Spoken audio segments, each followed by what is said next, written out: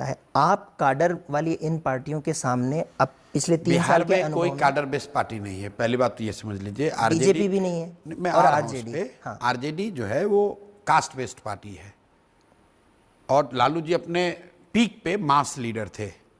फिर वो कास्ट, लालू जी अपने शुरुआती दिनों में गरीबों के नेता थे, मास के लीडर थे।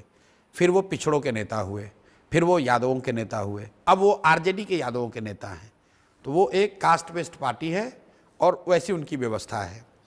जदयू जो है वो प्योर नीतीश कुमार का है, उसमें कभी काडर रहा ही नहीं है। मैं उस दल में भी रहा हूँ। जदयू में कभी संगठन की ताकत नहीं रही है। नीतीश कुमार, गवर्नेंस और सरकारी तंत्र, उसी से वो पार्टी चली है।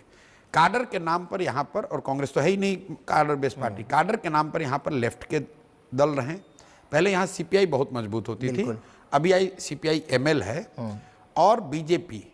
लेकिन बीजेपी आज तक बिहार में एक बार अपवाद के तौर पर छोड़ दीजिए 2015, तो 100 से ज़्यादा सीट लड़ती नहीं, 100-110 सीट लड़ते हैं। तो आधे बिहार में उनका कोई काडर नहीं है।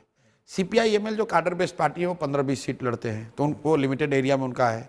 सीपीआई जिनका काडर था, सीपीआई और सीपीआई एम का, वो धीरे धीरे इलेक्टोरली इरेलीवेंट हो गए। तो वो ज़्यादातर काडर आप देखेंगे वो जदयू में आपको मिलेगा, वो लोग छोड़कर जदयू में आ गए।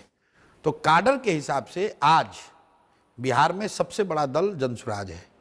हम लोगों ने 72,000 बीएलए का नाम नंबर दिया है, लेकिन चूंकि जनसुराज अभी नई पार्टी है, ये रिकॉग्नाइज रजिस्टर्ड है लेकिन रिकॉग्नाइज नहीं है। वो तो जब आप चुनाव लड़ेंगे तब रिकॉग्नाइज होंगे, इसलिए हमारे बीएलए का लिस्ट नहीं है।